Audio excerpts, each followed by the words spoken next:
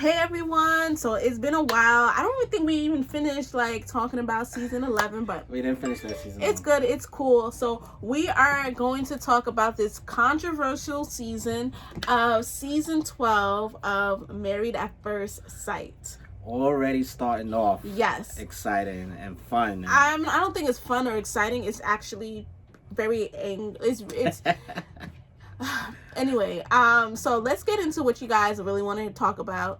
Paige and Chris. All right, so Are we going straight to the yeah, that's what people want to listen to. Sus? So right. okay, we both have two different opinions. All right, I think my opinion kind of goes more with people. So how I feel about Chris, first of all, Chris has a big chip on his shoulders for someone who is ugly, all right?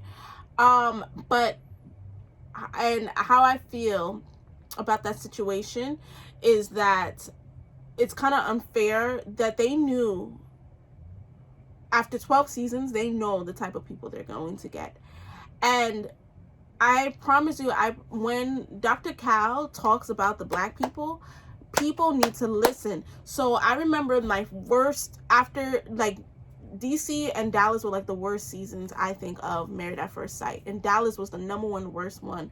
And there was I don't even remember that blubber lip boy, but there was a boy, because he wasn't a man, on that season who was a colorist, who said he did not want a dark-skinned woman, despite he was like my complexion, but his parents were dark-skinned. And he did not want a dark-skinned woman. And Dr. Cal spoke up about it. They were like, oh no, he'll be okay, you know. So then they put him with this other woman who was my complexion, that was half Indian, half Trinidadian and Jamaican.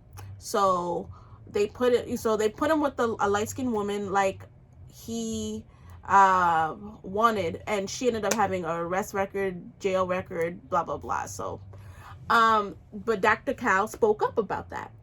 Now Dr. Cal again spoke up about Chris being shallow, but saying, oh well, Paige has a great body. But there's certain things within the black community, if a black person is saying something, just listen to them. Somebody may not outright say it, but there's coded words. So Chris, from the beginning, I don't think he should have been matched with anybody, because I saw his engagement video on YouTube. His ex looks like Karen from last season. And I'm not saying, he never said, unlike that other guy, he never said he would like a light-skinned woman. But one would assume, oh, if he's shallow, he wants a trophy wife, and usually that means a light-skinned woman. When he could also like the Ryan Destinies and the Nomani, I think that's her name. Honestly, though, I wasn't done. But I thought that he would have been matched with Brianna. Brianna might have been too cute for him, but that's what I originally wanted to see. I thought that too, but once I saw Vincent, we're going to get into Vincent and Brianna. I felt like they were a good match.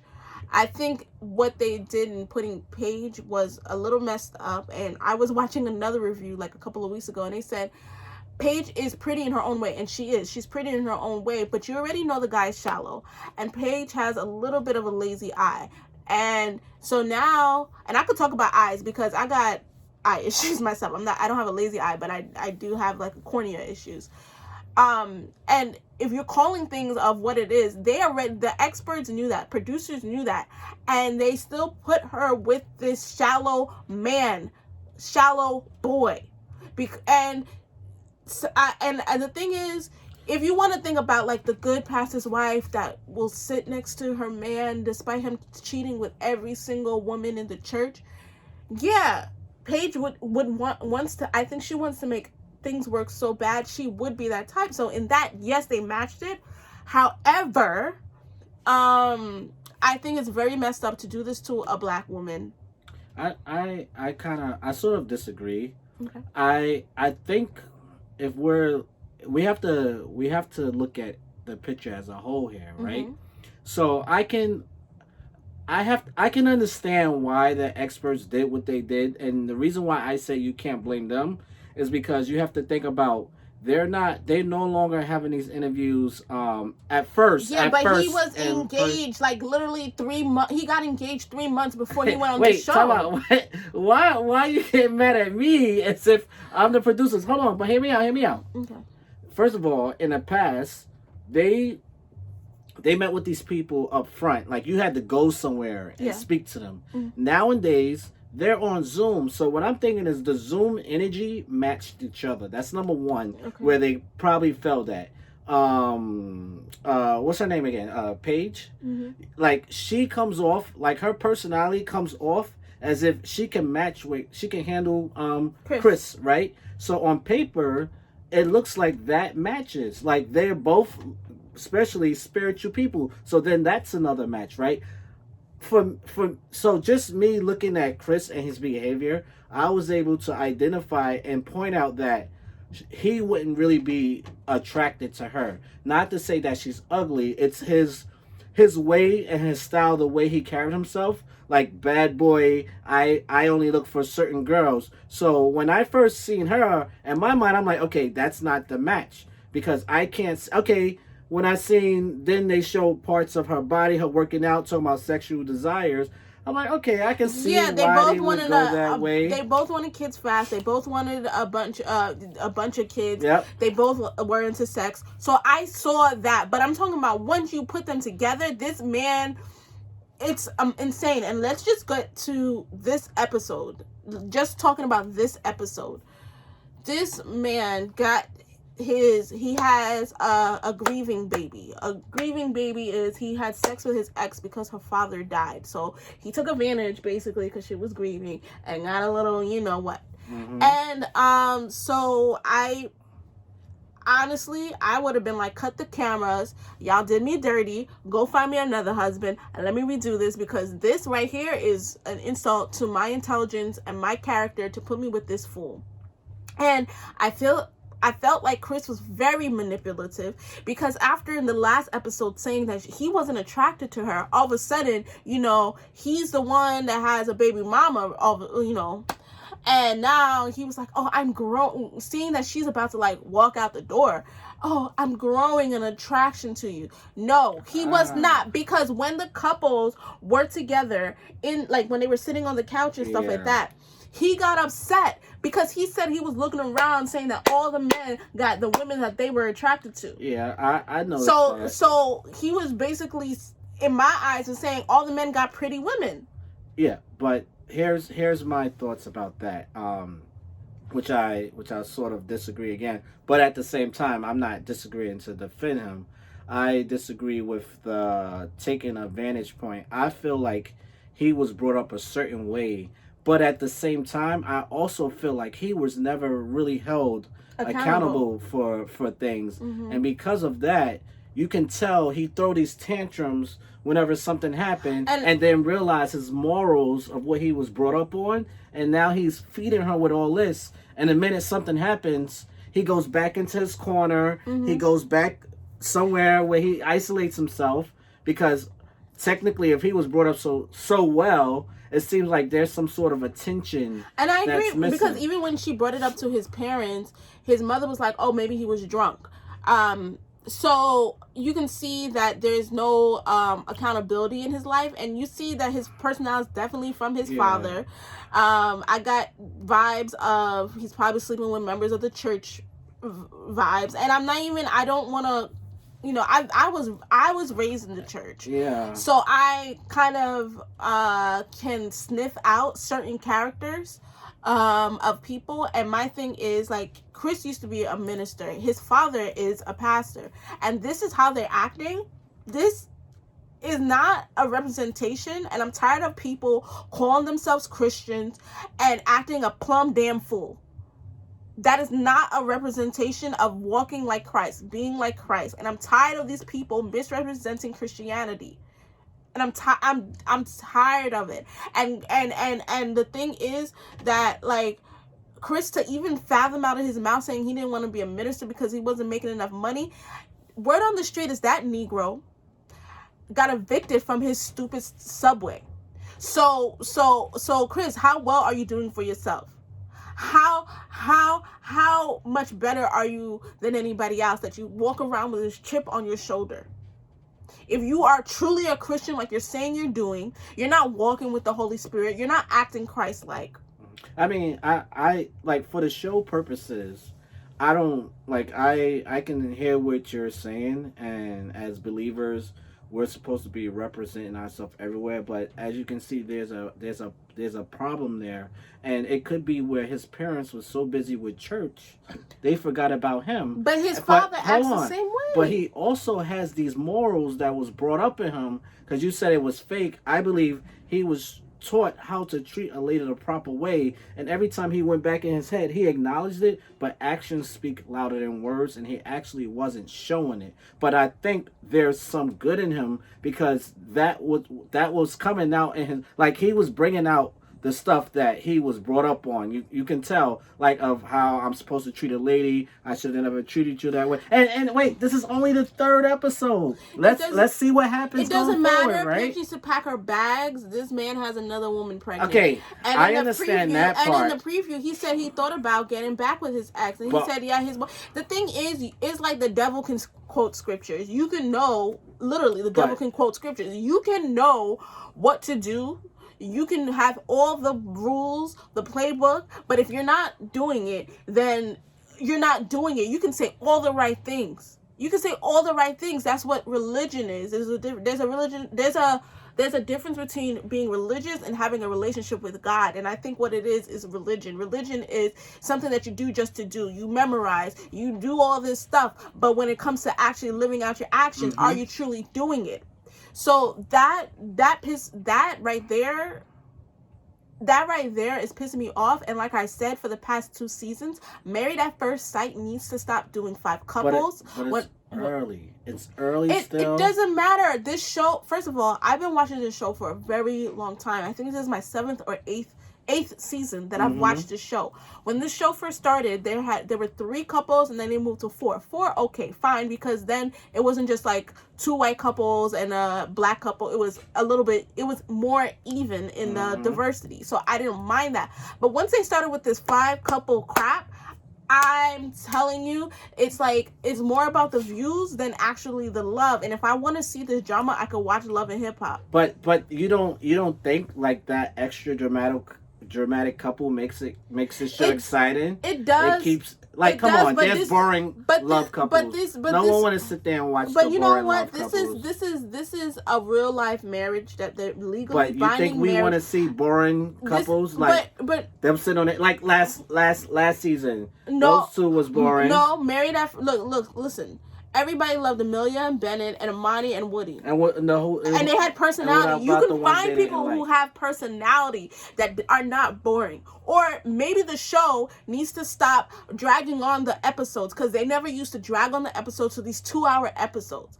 And so there's ways they can do stuff. They need to keep the dramatics. This is a legally binding marriage, though. You're messing with people's lives. And this is something that Paige is gonna probably have to really deal with, and probably will get PTSD over the next person that comes.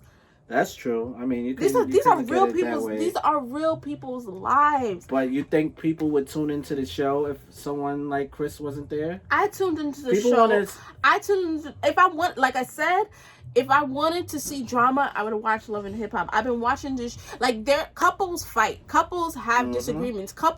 So the thing is, if you have people that are passionately in love with each other, there's going to be stuff. Look at Jamie and Beth. They were fighting every episode. They're still together. You know what I mean? So I think... But that's what I'm saying. We can't just jump to conclusions. All right, so there's 2 things you're saying here. You're saying, 1, she should leave him, right? Yes. And what I'm saying is, give them a chance.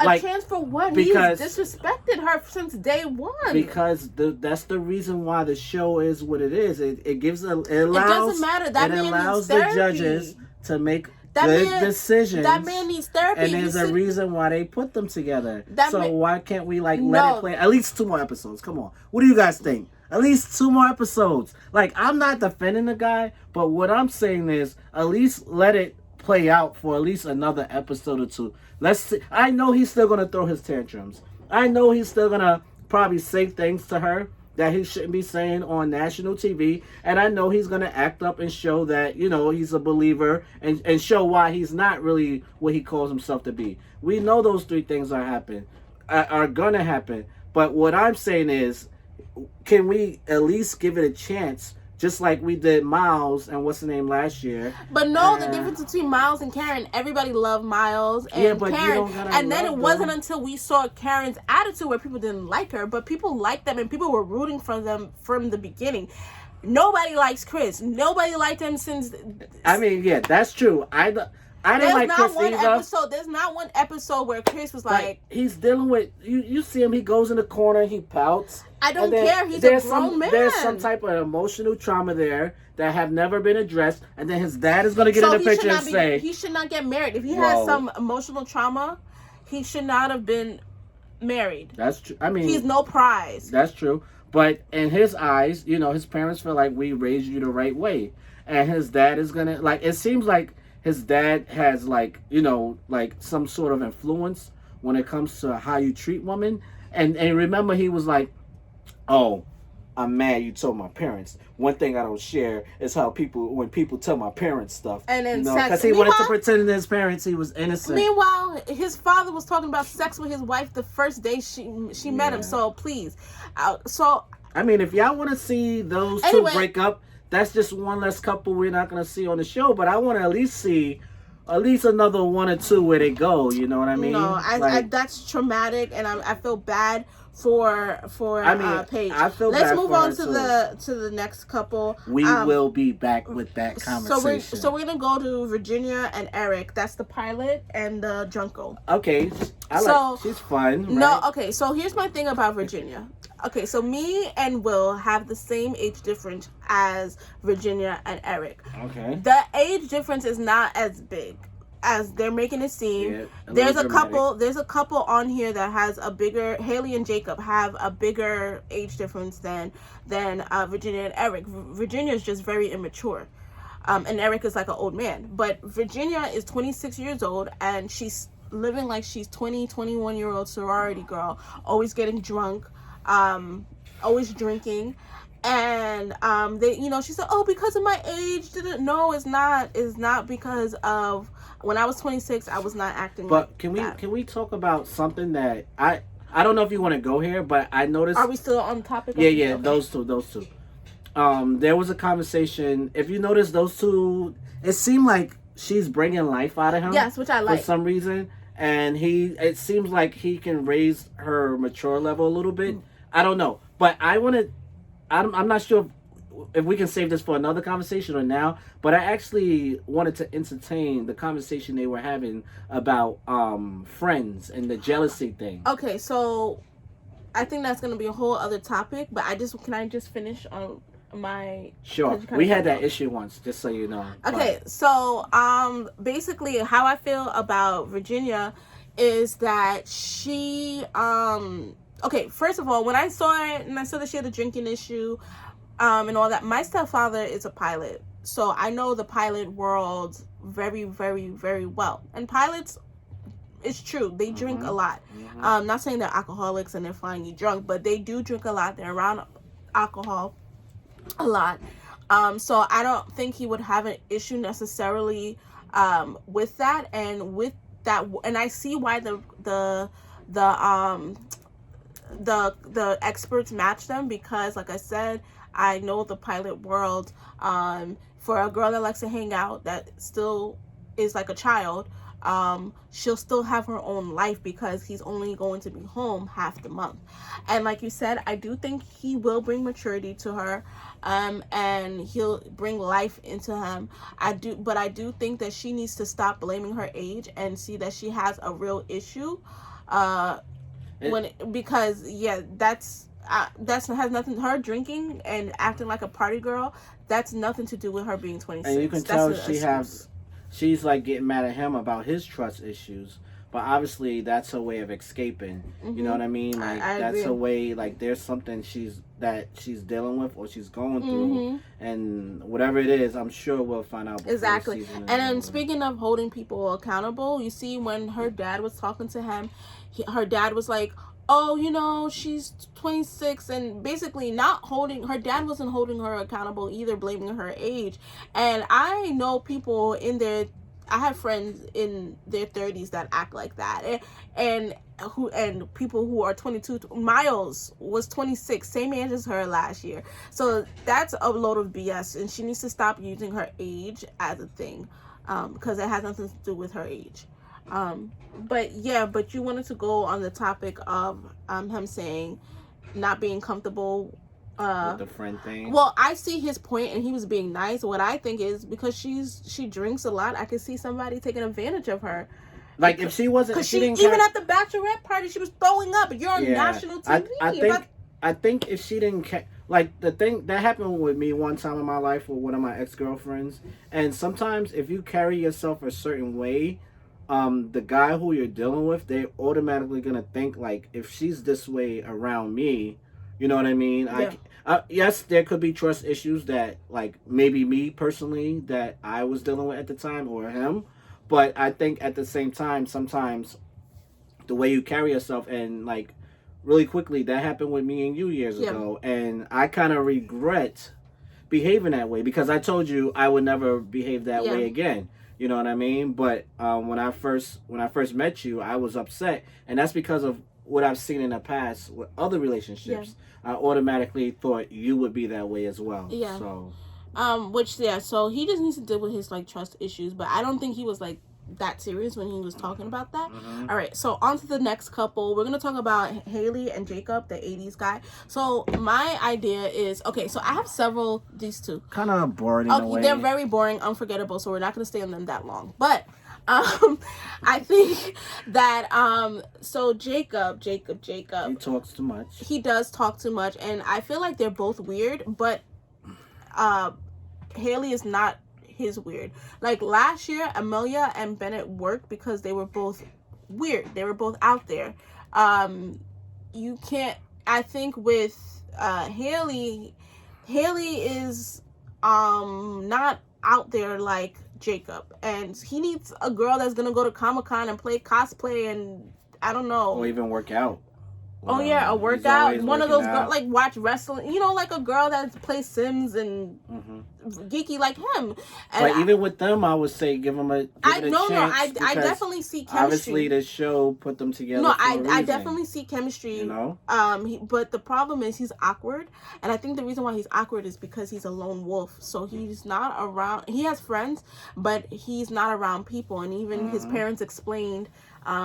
He's been like that since he was a child. And I think with Haley, you know, all her friends are married and she's the one who travels, so I do think she has weirdness, but not that weirdness. I think she has an awkwardness about her, and I also think I'm not saying she can't make her own decisions, but and some people watching this may get upset, but I could never, with women who have like 30-40 friends, it sometimes what I notice is that you can't breathe without your friends. Like, and I think it's that situation where if her friends say he's cool, she's gonna be like, oh yeah, he's cool. And like, what I sensed from her was trying to fit in, always being weird, but she's not weird. Like I said, she's not at the Comic-Cons and stuff like that. Whoa. But she always had that weird side of her, but because she always tried to fit in, always had all those friends, that she looks and appears that she's not awkward or whatever. I think it's kind of still early to really critique her in a way, or have some sort of. So we'll have to see. But I think she's still a grown woman that is trying to fit in with people. I think come time will tell. Well, yeah, that's what I gathered. Again, there's not a lot of personality for us to just base it. So let's go to Chris and Ryan. Clara and Ryan. What's that? What I say? Clara and Ryan. Okay. All right, so Clara. Okay, so here. Okay. All right, that perm. Okay. Where should we begin? Okay. Okay. Let's not be on them long though. Okay, so I think. All right, so let's start off with Ryan. Ryan, I've been joking around saying he was transracial, and I know that's mean, but so Ryan is black. a black man who grew up in a white neighborhood with white friends, only has white friends. The only black people at his wedding was his family. And he's walking around with his hair straightened and flipped to the side with that Roger from Doug haircut. Mm-hmm. And I don't mind if people are going to be like this is the first interracial marriage that Married at First Sight did, because they felt like, you know, Ryan is dated white girls and Clara has a thing for black men, and so they put them together. But I have a problem when people are not confident in their blackness, which is not necessarily his fault, but it is because, you know, his parents chose to live where he grew up, and so he wasn't exposed to his culture, so he assimilated to what he grew up around. But like when she asked him what his last name was, and he said Ubre, and she's like, what? And he said, oh, you know, my nationality is Creole. Creole is not a nationality, and that you're black. Just say you're black. It's okay. I'm Creole. I did my ancestry DNA. I have French, Spanish, Portuguese, African in it.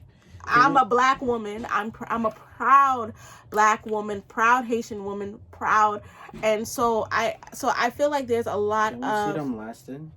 I'm okay. So I can see them lasting, and I can't at the same time. I can see them fighting a lot.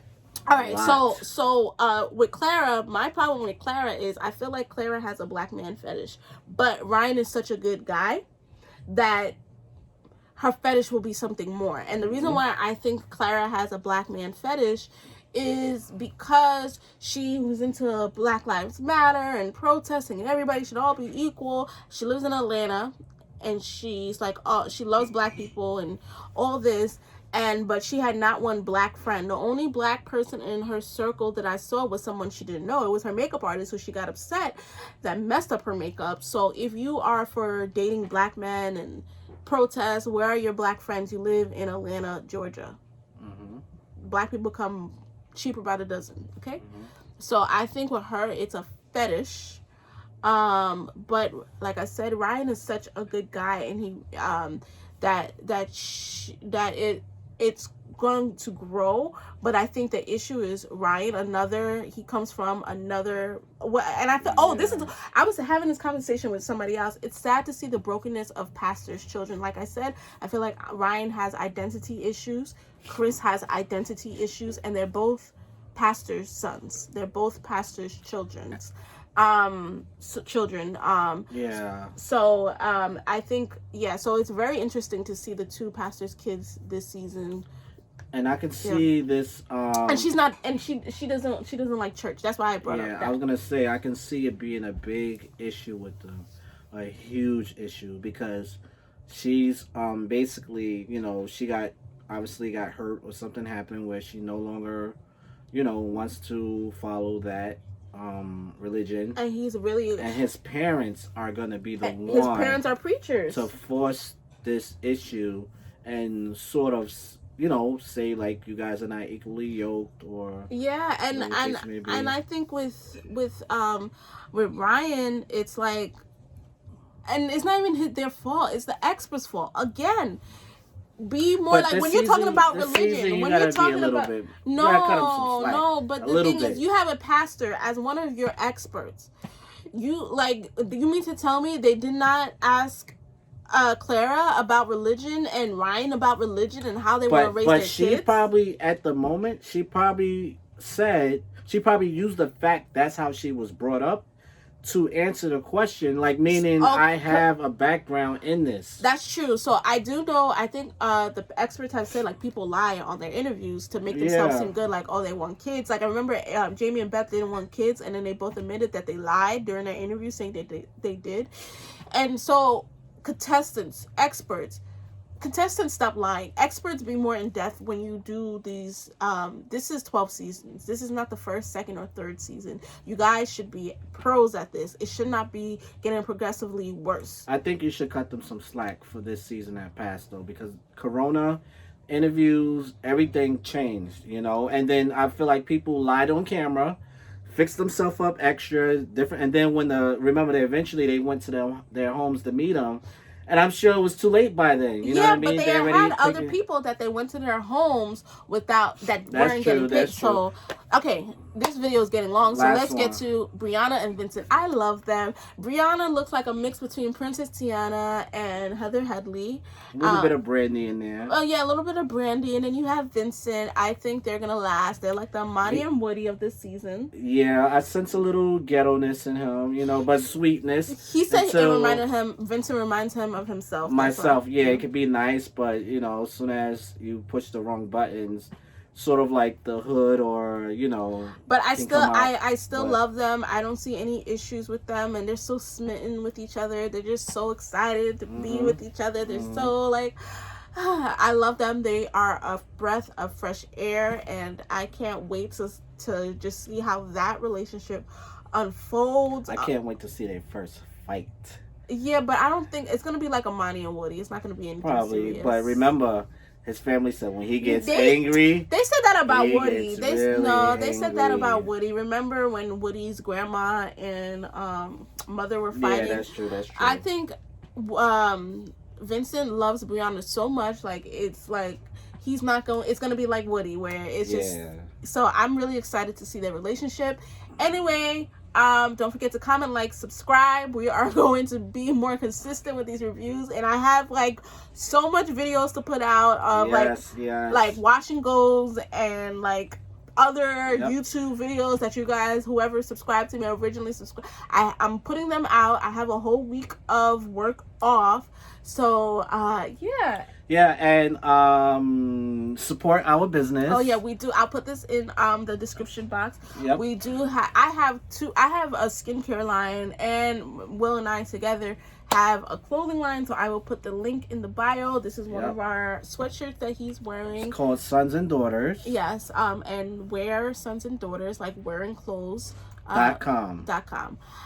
So until next time, guys. Raw and cut, which you're gonna get today. Bye-bye.